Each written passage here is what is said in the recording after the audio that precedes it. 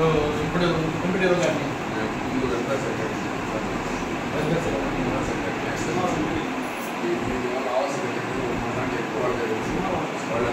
ఇది కూడా చెప్తే మనం కూడా డిస్కస్ చేసుకొని ఇద్దరు ఎంఈఓలు మనం మాట్లాడుకుంటాం. గణేష్ ఈ ఇష్యూస్ కూడా మాట్లాడండి, మనం ఓపెన్గా మాట్లాడుకుందాం, డిస్కస్ చేసుకుందాం. ఏదైనా ఒక వేదిక వచ్చినప్పుడు మనం స్టేట్ వైడ్ ఏంటంటే అదనపు ఒత్తిడి అవుతుంది. అదిగాక స్కూల్ వాతావరణం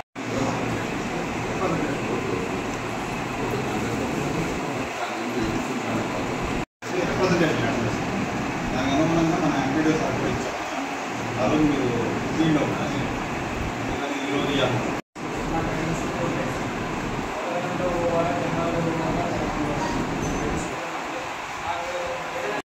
మండే అన్ని స్కూల్స్ వర్క్ చేయాలంటే కూడా కేటాయించిన కష్టం.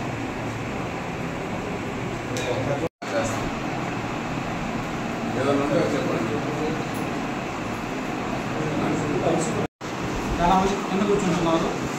కానీ ప్రధాన ఉపాధి కూడా మాట్లాడారు. దీని మీద ఏమన్నా ఒక్కరు కలిసి ఏమన్నా ఫండ్స్ రండి చేద్దామని కూడా అన్నారు. అది కూడా చేద్దాం అనుకుంటున్నాం మేము. వాళ్ళు కవిత్వం సహాయం చేస్తే అది నుంచి బాగుండే సార్ నుంచి పోయినాయి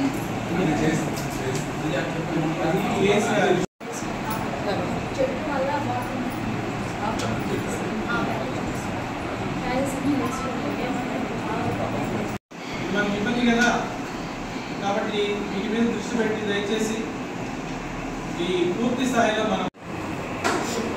అందరికీ నమస్కారం. ఈరోజు ఎంపీడీఓ గారి అధ్యక్షతన ఎంఈ1 మరియు ఎంఈ2 అట్లాగే మండలంలో ఉన్నటువంటి అన్ని సచివాలయాల వెల్ఫేర్ అండ్ ఎడ్యుకేషన్ అసిస్టెంట్స్ అట్లాగే అన్ని పాఠశాలల ఎస్ఎంసీ చైర్మన్స్ లేదా చైర్మన్తో కోఆర్డినేషన్ మీటింగ్ అనేది అరేంజ్ చేయడం జరిగింది. ఈ కోఆర్డినేషన్ మీటింగ్లో అందరూ కూడా పాఠశాలకు సంబంధించినటువంటి ఐఎంఎంఎస్ యాప్లో ఫోటో క్యాప్చరింగ్ అట్లాగే సూపర్వైజర్ సర్వే ఫామ్ అనేది భర్తీ చేసేటువంటి దానిపై అవగాహన కార్యక్రమాన్ని ఏర్పాటు చేయడం జరిగింది. ఈ కార్యక్రమంలో చాలామంది వెల్ఫేర్ అసిస్టెంట్స్ కానీ అట్లాగే ఎస్ఎంసీ చైర్మన్ కానీ వాళ్ళకు ఉన్నటువంటి ఇబ్బందులు తెలియజేయడం జరిగింది.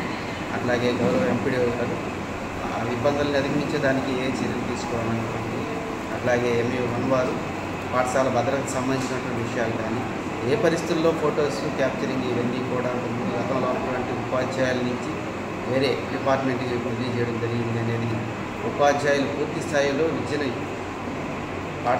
విద్యార్థులకు అందించే భాగంగా దీన్ని పక్కన ఉన్నటువంటి వెల్ఫేర్ అసిస్టెంట్లు కానీ ఎస్ఎంసీ చైర్మన్లు కానీ ఫోటో తీసే విధంగా చేయాలని చెప్పి తెలియజేయడం జరిగింది.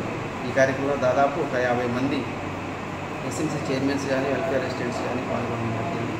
ఈ కార్యక్రమంలో అందరూ వచ్చి విజయవంతంగా దీన్ని పూర్తి చేసిన దానికి ప్రతి ఒక్కరికి ధన్యవాదాలు తెలియజేస్తాను.